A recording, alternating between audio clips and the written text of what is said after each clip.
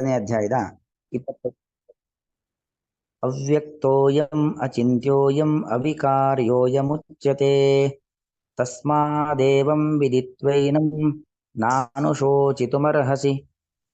ಅವ್ಯಕ್ತಃ ಅಯಂ ಅಚಿಂತ್ಯಃ ಅಯಂ ಅವಿಕಾರ್ಯಃ ಅಯಂ ಉಚ್ಯತೆ ತಸ್ಮಾತ್ ಏವಂ ವಿದಿತ್ವಾ ಏನಂ ನ ಅನುಶೋಚಿತುಂ ಅರ್ಹಸಿ.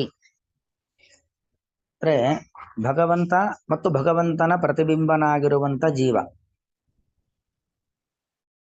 ಅವರ ಸ್ವರೂಪವನ್ನ ಇದು ವರ್ಣನೆ ಮಾಡ್ತಾ ಇದೆ. ಈಗೇನು ಯುದ್ಧದಲ್ಲಿ ಹುಟ್ಟು ಸಾವುಗಳು ನಡೆಯುವಂಥದ್ದು, ಆ ಹುಟ್ಟು ಸಾವುಗಳ ಬಗೆಗೆ ಚಿಂತನೆಯನ್ನ ಮಾಡಬಾರದು ಎಂಬುದನ್ನ ಕೃಷ್ಣ ಹೇಳ್ತಕ್ಕಂಥದ್ದು. ಆ ಹುಟ್ಟು ಸಾವುಗಳ ಬಗ್ಗೆ ಚಿಂತನೆ ಮಾಡಬಾರದು ಅನ್ನೋದಕ್ಕೆ ಬೇಕಾಗಿರ್ತಕ್ಕಂಥ ಕಾರಣಗಳನ್ನ ಇಲ್ಲಿ ಕೊಡ್ತಾ ಇದ್ದಾನೆ. ಅಯಂ ಅವ್ಯಕ್ತಃ, ಅಯಂ ಅಂದ್ರೆ ಯಾರು? ಈ ಜೀವ ಅಂದ್ರೆ ಜೀವ ಅಂದ್ರೆ ಎಂತವನವನು? ಭಗವಂತನ ಪ್ರತಿಬಿಂಬನಾಗಿರುವಂತ ಜೀವ. ಭಗವಂತ ಬಿಂಬ, ಬಿಂಬನಾದ ಭಗವಂತನ ಪ್ರತಿಬಿಂಬ.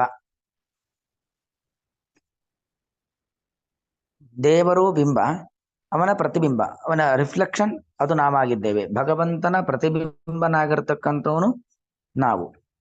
ಭಗವಂತ ಏನು? ಅವನು ಅವ್ಯಕ್ತ.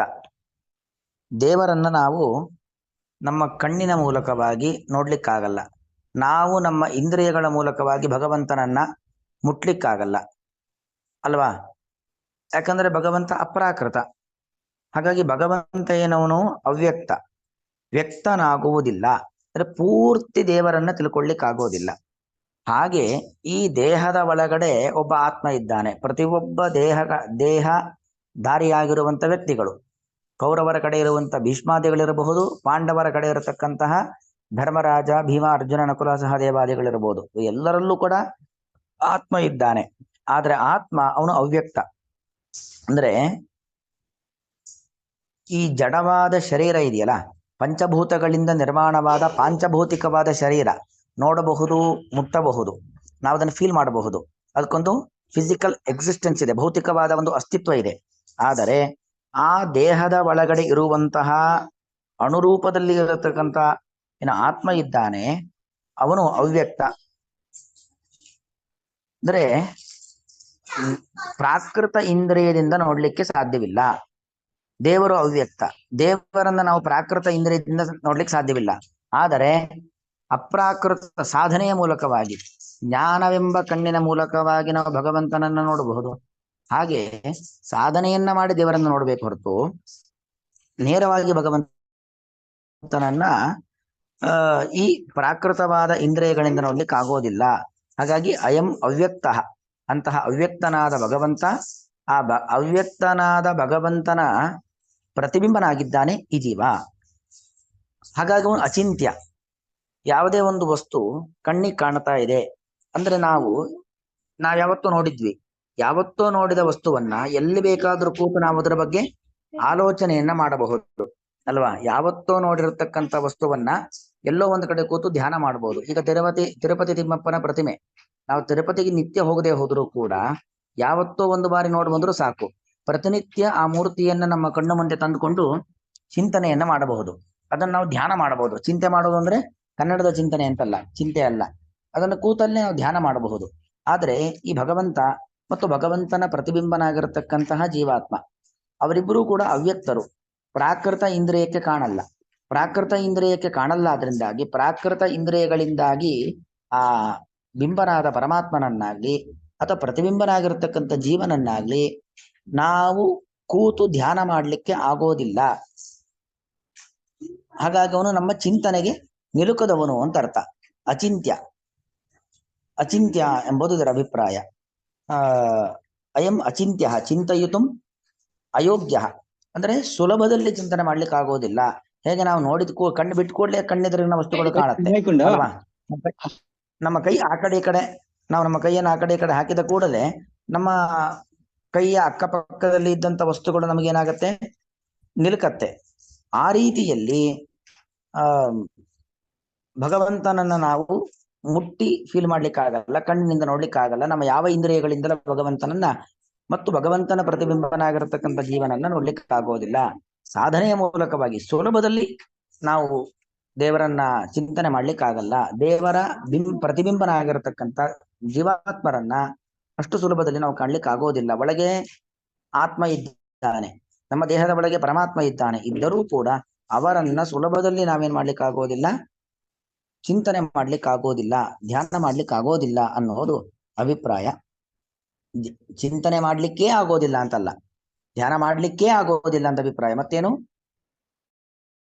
ಸುಲಭದಲ್ಲಿ ಹೇಗೆ ಕಣ್ಣು ಬಿಟ್ಟು ಕೂಡಲೇ ಸುತ್ತ ಇರುವಂತಹ ವಸ್ತುಗಳು ವ್ಯಕ್ತಿಗಳು ಕಾಣ್ತಾರೋ ಹಾಗೆ ನಾವು ನಮ್ಮ ಒಳಗೆ ಇದ್ದರೂ ಕೂಡ ಆ ಪ್ರತಿಬಿಂಬನಾಗಿರುವಂತ ಜೀವನನ್ನು, ಬಿಂಬನಾದ ಭಗವಂತನನ್ನ ಸುಲಭದಲ್ಲಿ ಧ್ಯಾನ ಮಾಡ್ಲಿಕ್ಕೆ ಆಗೋದಿಲ್ಲ, ಸಾಧನೆಯ ಮೂಲಕವಾಗಿ ಮಾಡಬಹುದು.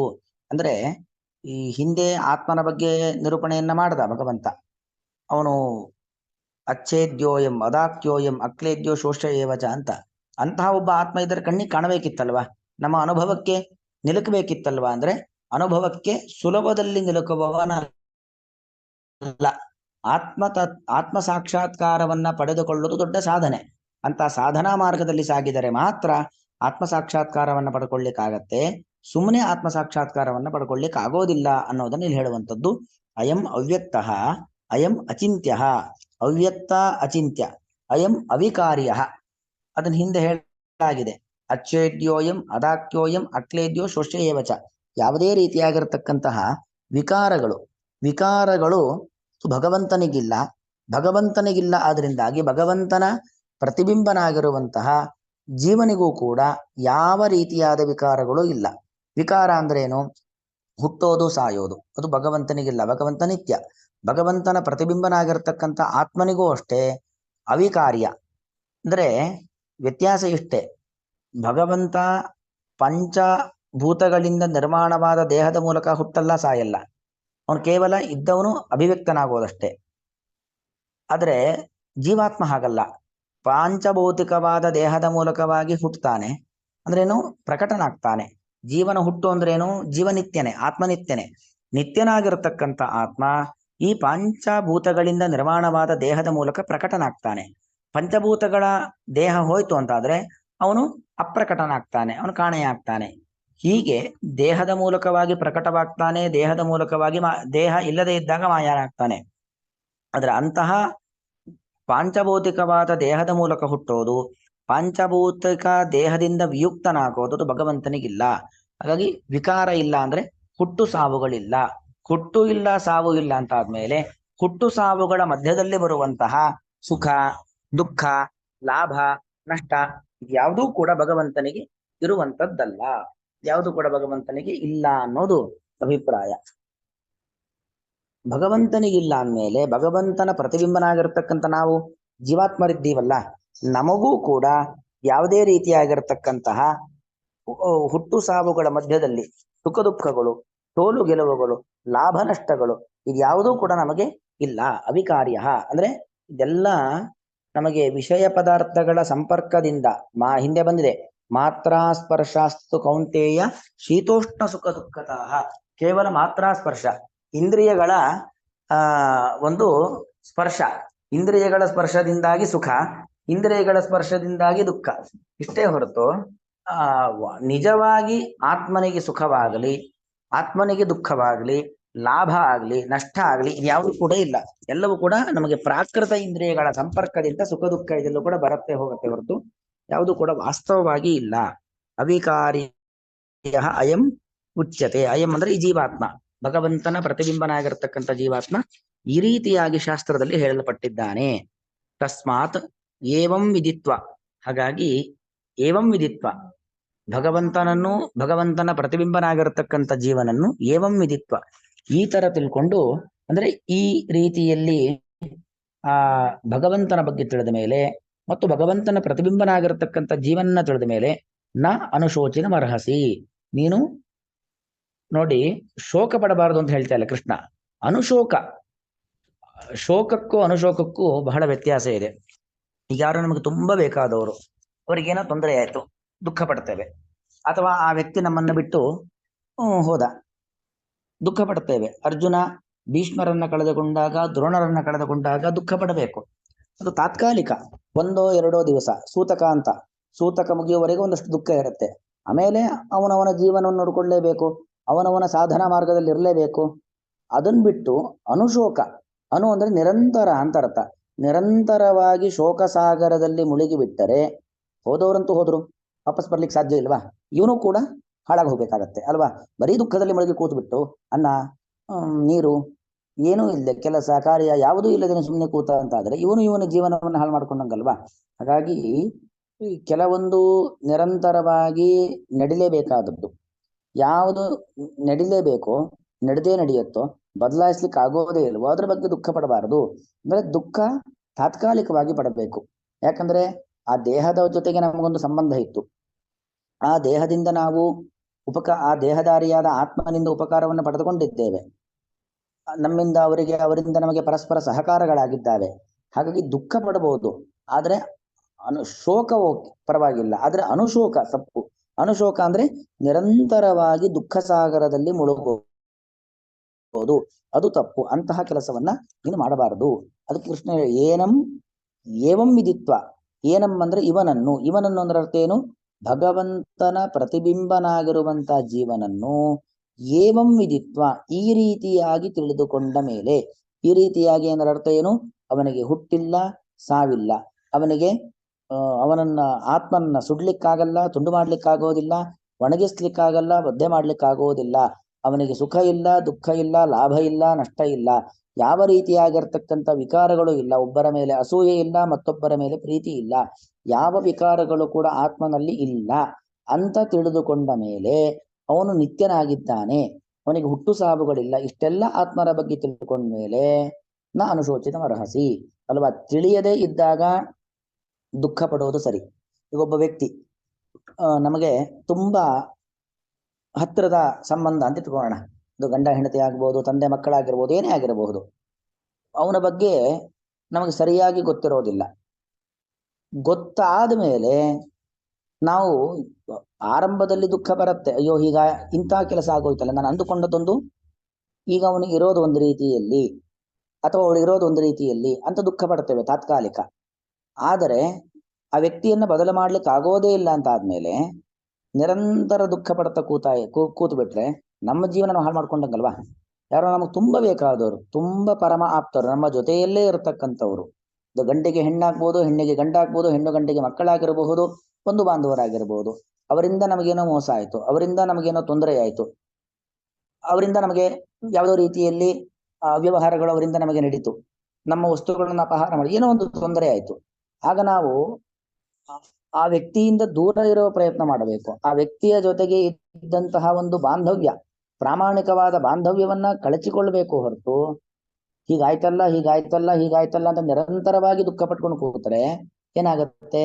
ನಮ್ಮ ಜೀವನವನ್ನು ನಾವು ಹಾಳು ಮಾಡ್ಕೊಳ್ತೇವೆ ಹೊರತು ಆ ವ್ಯಕ್ತಿ ಏನ್ ಸರಿ ಆಗೋದಿಲ್ಲ, ಅವನೇ ನಾವು ದುಃಖ ಪಡ್ತಿದ್ದೀವಿ ಅಂತ ಒಳ್ಳೆಯವನಾಗೋದಿಲ್ಲ ಅಲ್ವಾ? ಆದ್ದರಿಂದ ದುಃಖ ಪಡೋದು ಪರವಾಗಿಲ್ಲ, ಆದರೆ ಅನುಶೋಕ, ನಿರಂತರ ದುಃಖ ಇದೆಯಲ್ಲ ಅದು ತಪ್ಪು, ಅದನ್ನು ಪಡಬೇಡಿ. ಹಾಗೆ ಪ್ರಸಕ್ತ ಯುದ್ಧದ ವಿಷಯಕ್ಕೆ ಬರೋದು ಅಂತಾದ್ರೆ, ಭೀಷ್ಮ ದ್ರೋಣಾದಿಗಳು ಯುದ್ಧದಿಂದ ಸಾಯ್ತಾರೆ ಅಂತ ನೀನು ದುಃಖ ಪಡ್ತಾ ಇದ್ದೀಯಾ?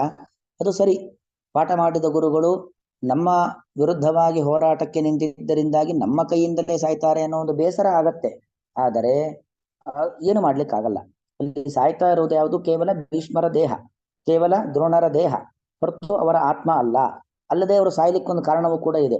ಅನ್ಯಾಯ ಅಕ್ರಮಗಳನ್ನ ಮಾಡಿರುವಂತ ದುರ್ಯೋಧನ ದುಶ್ಯಾಸನನ ಜೊತೆಯಲ್ಲಿ ನಿಂತಿದ್ದಾರೆ. ಅವರು ಅನ್ಯಾಯದ ಪರವಾಗಿ, ಅನ್ಯಾಯ ಮಾಡಿದ ವ್ಯಕ್ತಿಯ ಪರವಾಗಿ ನಿಲ್ಲದೆ ಹೋಗಿದ್ದಿದ್ರೆ ಇವತ್ತು ನಿಮ್ಮಿಂದ ಸಾಯುವ ಪರಿಸ್ಥಿತಿ ಬರ್ತಾ ಇರಲಿಲ್ಲ. ಅವರು ನಿಮ್ಮ ಸೇನೆಗೆ ಸೇರಬಹುದಿತ್ತು, ಅಥವಾ ಯುದ್ಧವೇ ಬೇಡ ಅಂತ ಹೇಳಿ ಬಲರಾಮನ ರೀತಿಯಲ್ಲಿ ಉದಾಸೀನವಾಗಿ ಕೌರವರ ಕಡೆಗೂ ನಿಲ್ಲದೆ ಪಾಂಡವರ ಕಡೆಗೂ ನಿಲ್ಲದೆ ದೂರ ಸರಿದು ಬಿಡಬಹುದಿತ್ತು. ಆದರೆ ಒಬ್ಬ ಭಯೋತ್ಪಾದಕನ ಜೊತೆಯಲ್ಲಿ ನಿಂತಿದ್ದರಿಂದಾಗಿ ಭೀಷ್ಮ ದ್ರೋಣಾದಿಗಳು ಭಯೋತ್ಪಾದನೆ ಮಾಡದೆ ಹೋದರೂ ಕೂಡ ಭಯೋತ್ಪಾದಕನಿಗೆ ಸಹಕಾರಿಗಳಾಗಿ ನಿಂತದ್ದರಿಂದಾಗಿ ಅವರು ಸಾಯಲೇಬೇಕು. ಅದರ ಬಗ್ಗೆ ದುಃಖ ಪಡಬೇಡ. ಸಾಯುವಂಥದ್ಯಾವುದು, ನಾಶವಾಗುವಂಥದ್ಯಾವುದು? ಕೇವಲ ಭೀಷ್ಮ ದ್ರೋಣಾದಿಗಳ ದೇಹ ಹೊರತು ಭೀಷ್ಮ ದ್ರೋಣಾದಿಗಳ ಆತ್ಮವಲ್ಲ. ಹಾಗಾಗಿ ನೀನು ನಿರಂತರ ದುಃಖವನ್ನ ಪಡಬೇಡ. ತಾತ್ಕಾಲಿಕ ದುಃಖ ಅನಿವಾರ್ಯ, ಅದು ತೊಂದರೆ ಇಲ್ಲ. ಆದರೆ ನಿರಂತರ ದುಃಖ ಅದು ದೊಡ್ಡ ತಪ್ಪು. ನಿರಂತರ ದುಃಖವನ್ನ ಅನುಭವಿಸ್ಬೇಡ ಅನ್ನೋದನ್ನ ಹೇಳ್ತಾ ಇದ್ದಾನೆ. ಅನ್ವಯ ಅರ್ಥ: ಅಯಂ ಈ ಜೀವನು ಅಂದ್ರೆ ಭಗವಂತನ ಪ್ರತಿಬಿಂಬನಾದಂತ ಈ ಜೀವನು ಅವ್ಯಕ್ತ ಅವ್ಯಕ್ತನಾದ ಭಗವಂತನ ಒಂದು ಪ್ರತಿಬಿಂಬ. ಅಯಂ ಈ ಜೀವನು ಅಚಿಂತ್ಯ ಚಿಂತನೆಗೆ ನಿಲುಕದ ಭಗವಂತನ ಪ್ರತಿಬಿಂಬ. ಅಯಂ ಈ ಜೀವನು ಅವಿಕಾರ್ಯ ವಿಕಾರರಹಿತನಾದ, ವಿಕಾರ ಅಂದ್ರೆ ಸುಖ ದುಃಖ, ಲಾಭ ನಷ್ಟ, ಅನಾರೋಗ್ಯ ಆರೋಗ್ಯ, ಹುಟ್ಟು ಸಾವು, ಇದೆಲ್ಲವೂ ಕೂಡ ವಿಕಾರಗಳೇ.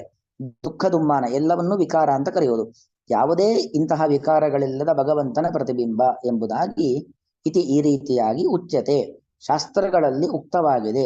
ತಸ್ಮಾತ್ ಆದ್ದರಿಂದ ಏನಂ ಈ ಜೀವನನ್ನು, ಭಗವಂತನ ಪ್ರತಿಬಿಂಬನಾದಂಥ ಈ ಜೀವನನ್ನು ಏವಂ ವಿದಿತ್ವ ಈ ರೀತಿಯಾಗಿ ತಿಳಿದುಕೊಂಡು, ಜೀವನು ಭಗವಂತನ ಪ್ರತಿಬಿಂಬ, ಜೀವನಿಗೆ ಯಾವುದೇ ರೀತಿಯಾದ ವಿಕಾರಗಳಿಲ್ಲ ಎಂಬ ವಿಚಾರವನ್ನ ತಿಳಿದುಕೊಂಡು, ವಿದಿತ್ವ ತಿಳಿದುಕೊಂಡ ಮೇಲೆ ಅನುಶೋಚಿತಂ ನಿರಂತರವಾಗಿ ಶೋಕವನ್ನ ಅನುಭವಿಸಲು ನ ಅರ್ಹಸಿ ನೀನು ಅರ್ಹನಾಗಿಲ್ಲ. ಅಂದ್ರೆ ನೀನು ನಿರಂತರವಾಗಿ ದುಃಖವನ್ನ ಪಡುವಂಥದ್ದು ತಪ್ಪು ಅನ್ನೋದು ಕೃಷ್ಣನ ಅಭಿಪ್ರಾಯ.